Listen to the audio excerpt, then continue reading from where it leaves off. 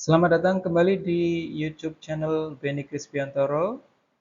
Teman-teman semuanya, pada kali ini kita akan mempelajari tentang IELTS Writing Task 1. Saya doakan semoga teman-teman dalam keadaan sehat walafiat, semoga diberikan kelancaran segala urusan teman-teman semuanya dan diberikan keberkahan rezeki.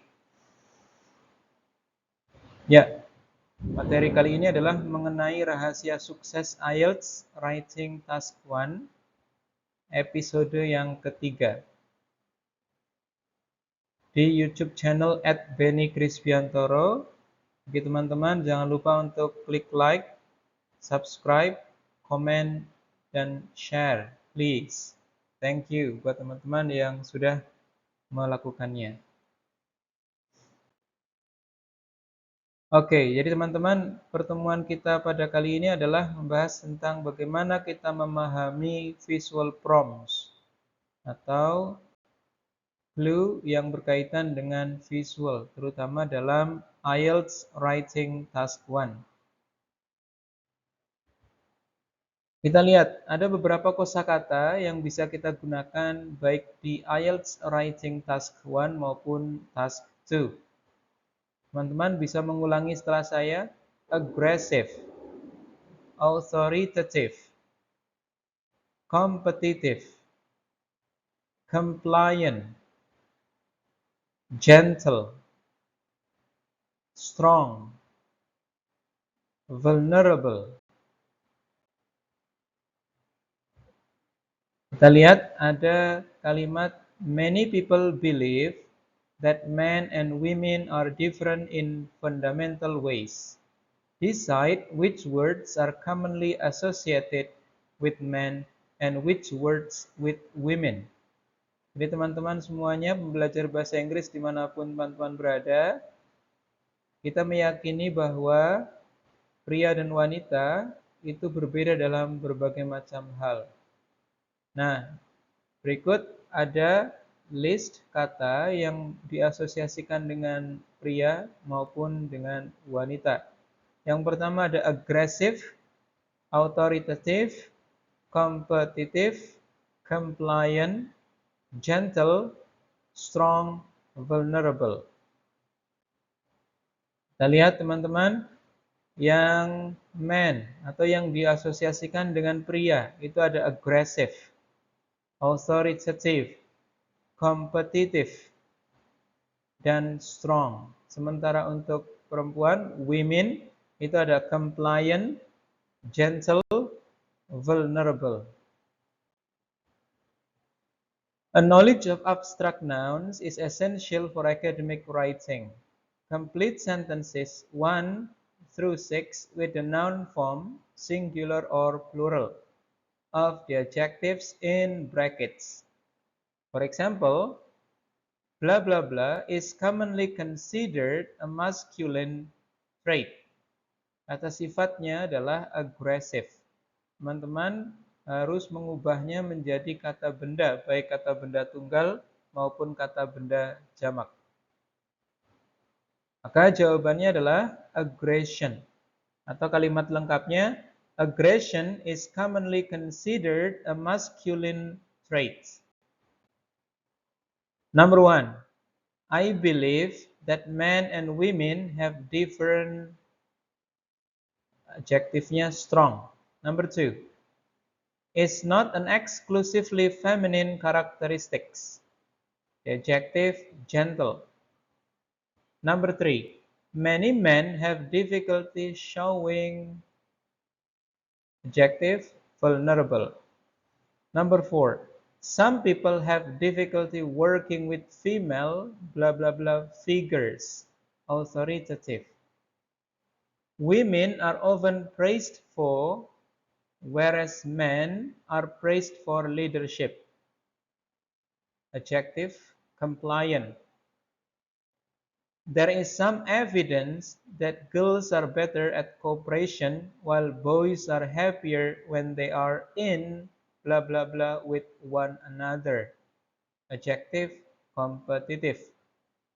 Silakan teman-teman boleh menuliskan di kolom komentar apa kata benda dari kata sifat yang ada di dalam kurung tersebut. Lalu teman-teman bisa melihat jawabannya. Number 1, strength. Number 2, gentleness. Number 3, vulnerability. Number 4, authority. Number 5, compliance. Number 6, competitiveness. Jadi teman-teman perlu diperhatikan penggunaan kata sifat diubah menjadi kata benda. Strong, kata sifat, kata bendanya adalah strength. I believe that men and women have different strength. Number 2, gentleness is not an exclusively feminine characteristic. Number 3, many men have difficulty showing vulnerability. Number 4, some people have difficulty working with female authority figures. Number 5, women are often praised for compliance, whereas men are praised for leadership. Number 6, there is some evidence that girls are better at cooperation, while boys are happier when they are in competitiveness with one another. Kita lihat teman-teman, di video kali ini teman-teman akan menguasai beberapa derivation atau pengubahan kata, jenis kata dari kata sifat menjadi kata benda. Teman-teman bisa mengulangi setelah saya. Number 1, beautiful, beauty. Happy, happiness. Strong, strength. Brave, bravery. Generous, generosity. Intelligent, intelligence. Comfortable, comfort.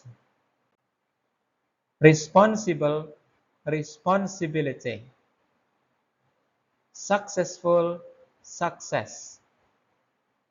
Peaceful, peace.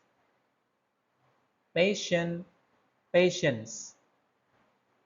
Sincere, sincerity. Creative, creativity. Honest, honesty. In IELTS Writing Task 1, you have to summarize information which is usually presented in a visual form. That's why you have to be familiar with vocabularies, bar chart, flow chart, diagram, line graph, pie chart, table, comparisons, axis, column, trends, percentage, vertical, segment, features, stage. Kita lihat teman-teman, di sini ada gambar. Menurut teman-teman ini adalah jenis gambar apa?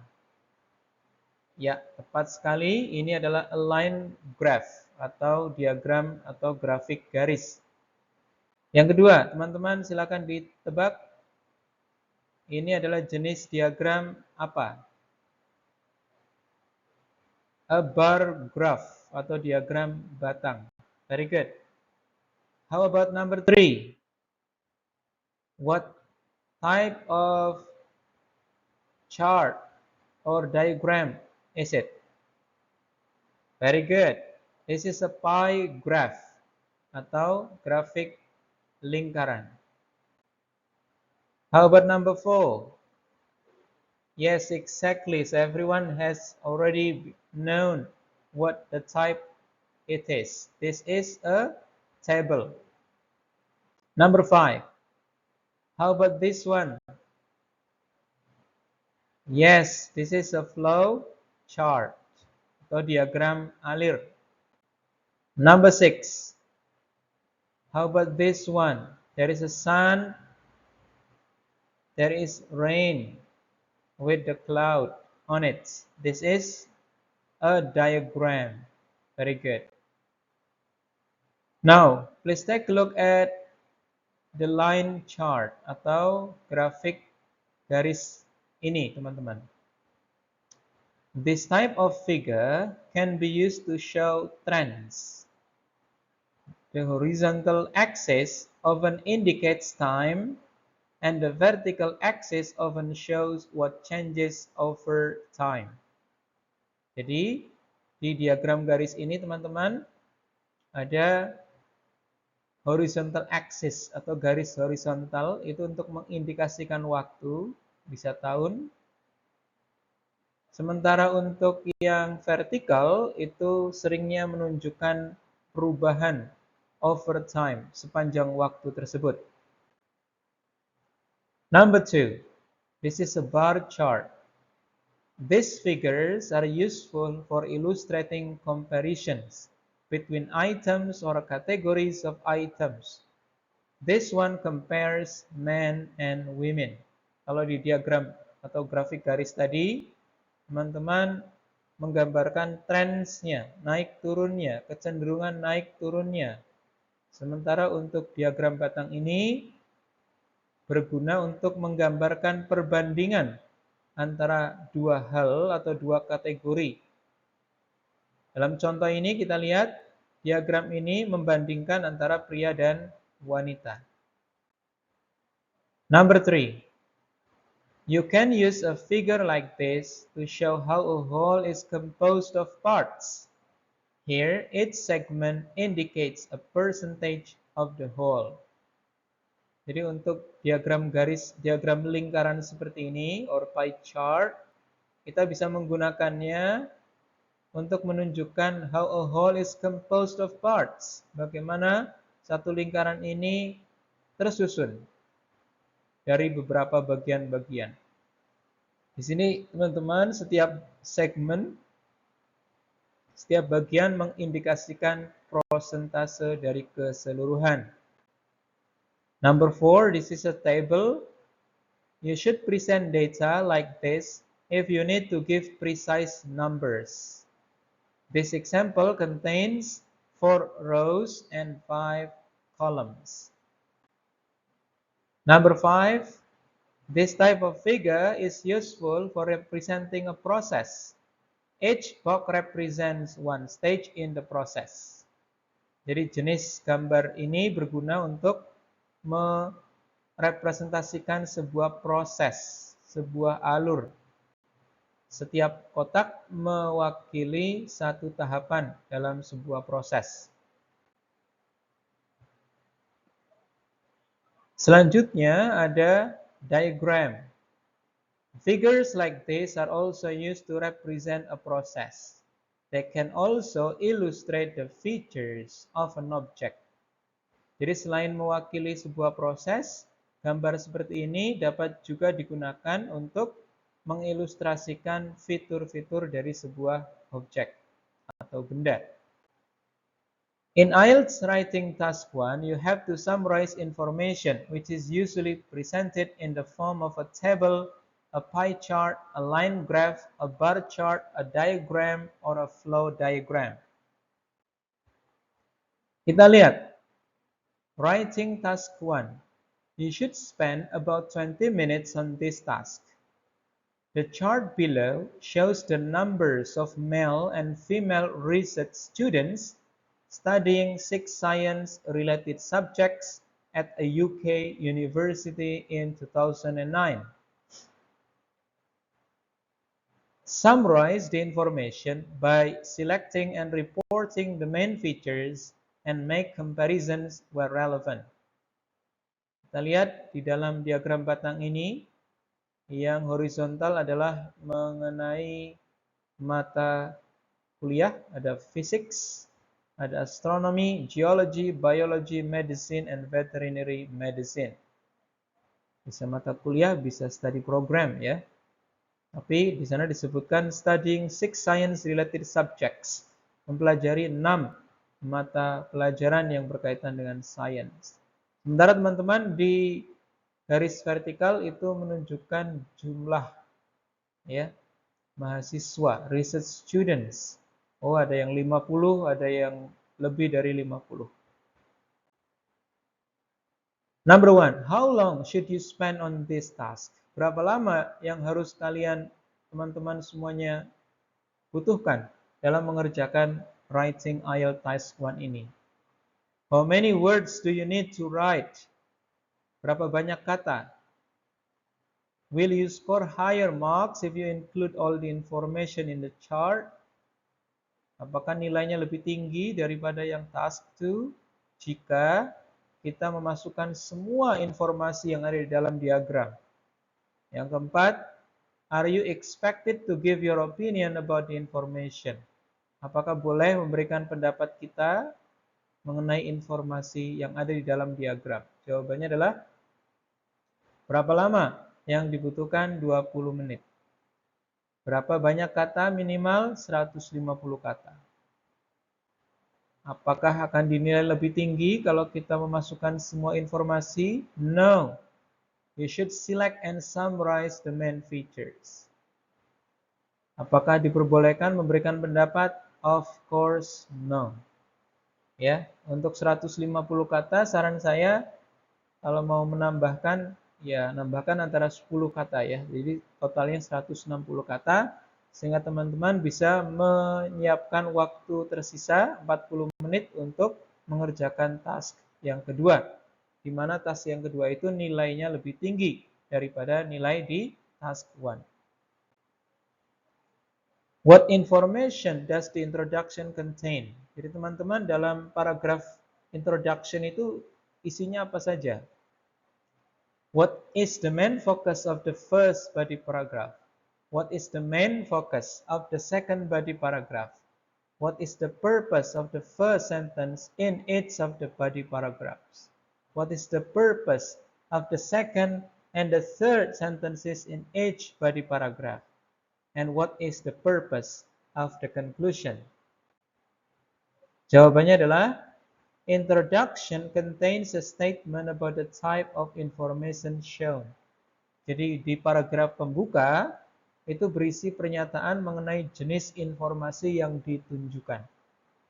Kemudian fokus utama untuk paragraf pertama, paragraf body yang pertama adalah the field which are dominated by men. Jadi di mata pelajaran apa yang didominasikan oleh pria. Kemudian yang di body paragraf yang kedua, the fields in which there are more equal numbers of men and women. Mata kuliah di mana ada jumlah yang sama antara mahasiswa dan mahasiswi. Kemudian apa tujuan dari kalimat pertama di setiap paragraf? Tujuannya adalah to make a general statement about one of the main features of the chart. Untuk membuat pernyataan umum mengenai salah satu dari fitur utama dari diagram tersebut. Lalu apa tujuan kalimat kedua dan ketiga dalam setiap paragraf body? Adalah untuk memberikan penjelasan tambahan. Yang keenam, apa tujuan dari kesimpulan? Paragraf kesimpulan teman-teman memiliki tujuan, yaitu sebagai sebuah ringkasan dari fitur-fitur utama dari informasi yang ada di dalam diagram atau grafik. Jadi teman-teman tidak perlu menuliskan semua informasi yang ada di dalam diagram. Jadi cukup tuliskan di paragraf pertama misalkan membahas mengenai pria yang mengambil beberapa mata kuliah dan jumlahnya lebih banyak. Kemudian di paragraf kedua yang mata kuliah diambil dengan jumlah laki-laki dan perempuan sama. Ya. Kita lihat ada sampel answer. Jawabannya adalah seperti ini. Paragraf pembuka. The bar chart shows the gender distribution of students doing scientific research across a range of disciplines at a UK university in 2009. Ingat teman-teman, untuk membuat paragraf pembuka ini teman-teman tidak boleh mengcopy paste atau memplagiat dari instruksi yang ada di dalam soal. Dalam soal ada kata the chart below shows the number of male and female research. Nah, teman-teman tidak boleh langsung menuliskan copy paste persis dengan apa yang ada di dalam soal. Kenapa? Karena itu tidak akan dihitung oleh yang mengkoreksi jawaban writing IELTS teman-teman. Itu tidak termasuk ke dalam 150 kata.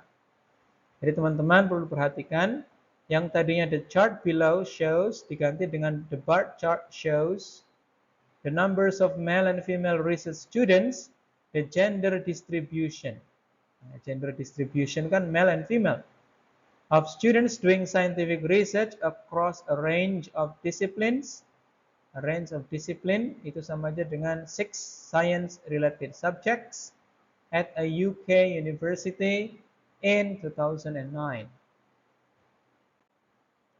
Sementara untuk paragraf body yang pertama adalah in 5 of the 6 disciplines, males outnumber females. Kenapa kita menggunakan outnumber verb 2? Karena ini adalah laporan yang diberikan di tahun 2009, teman-teman. Sehingga kita perlu menggunakan simple past tense. Male students made up a particularly large proportion of the student group in subjects related to the study of inanimate objects and materials, physics, astronomy, and geology.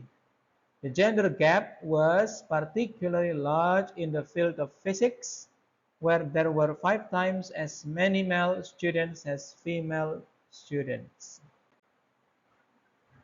Kemudian paragraf body yang kedua, men and women were more equally represented in subjects related to the study of living things, biology, medicine, and veterinary medicine.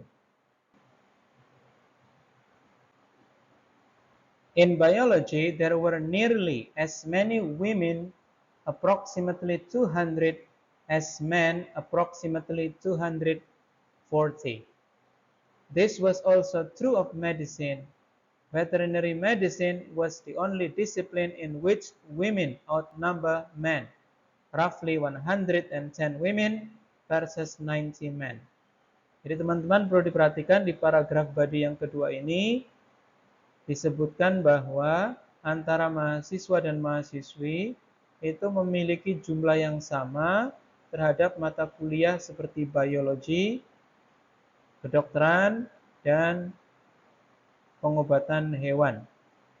Kemudian dijelaskan di mata pelajaran biologi, there were nearly, ya, hampir ada sebanyak 200 perempuan.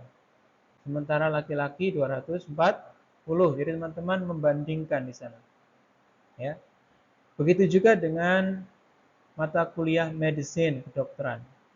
Veterinary medicine was the only discipline in which women outnumbered men.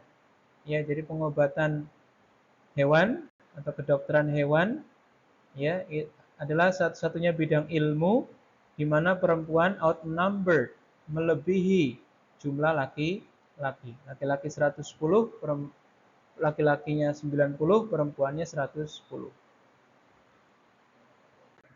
Kemudian selanjutnya ada the concluding paragraph atau paragraf kesimpulan. Untuk paragraf kesimpulan ini boleh dituliskan, boleh tidak. Tapi biasanya saya menuliskannya di paragraf kedua. Ya, jadi paragraf pertama itu paragraf pembuka. Kemudian ada paragraf overall. Ya, itu dituliskan di paragraf kedua untuk menyajikan topik utama dari diagram tersebut, kemudian paragraf ketiga, paragraf keempat merupakan body paragraf. Tapi boleh juga teman-teman meletakkannya sebagai paragraf kesimpulan. Seperti contoh ini ya. Overall, the chart shows that at this university, science-related subjects continue to be male-dominated. However, women have a significant presence in fields related to medicine and the life sciences. Now, study the pie chart and read the sample answer below. Underline and correct the mistakes the writer has made. Kita lihat ada pie chart mengenai average weekday activities of women in paid employment. Ada yang sleepingnya 8 hours, meal times 2 hours, leisure 2 hours, domestic chores 5 hours, and 7 hours for paid employment. This pie chart shows the numbers of hours devoted to various activities in the average working woman's day. Women spend the largest proportion of their waking day working in paid employment, 7 hours, and doing domestic chores, 5 hours. Women have on average relatively little time for themselves.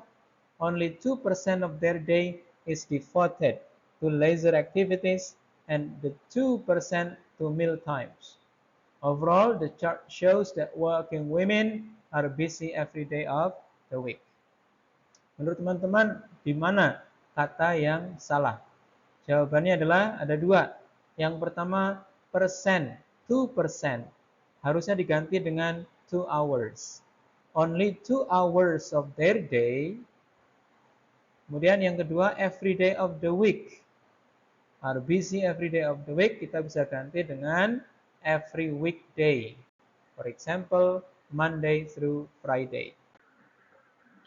Exam tip, ada tip ujian teman-teman. Always look carefully at what figures represent. Ya, jadi perhatikan dengan seksama figur atau gambar apa yang disajikan. If they represent percentage, you must use expressions such as large, small, higher, lower percentage of men. Ya, jika mereka datanya berupa persentase, maka kita harus menggunakan ungkapan seperti a large, besar, kecil, tinggi, lebih tinggi atau lebih rendah persentasenya. If the figures give number, you can write many, more, most, few, fewer, men, dan seterusnya. Oke teman-teman, untuk latihan di rumah, teman-teman bisa melihat soal yang pertama. Nanti soal ini jawabannya ada di episode berikutnya. Jadi teman-teman boleh menuliskannya di kolom komentar. Nanti akan saya berikan feedback, masukan-masukan. Atau juga bisa menuliskannya di rumah masing-masing, di buku masing-masing untuk dicek apakah jawabannya benar sesuai dengan jawaban yang seharusnya yang akan saya masukkan ke dalam video selanjutnya. Jadi jangan lupa teman-teman untuk terus menonton video-video saya ini. You should spend about 20 minutes on this task. The chart shows the percentage of male and female teachers in 6 different types of educational settings in the UK in 2010.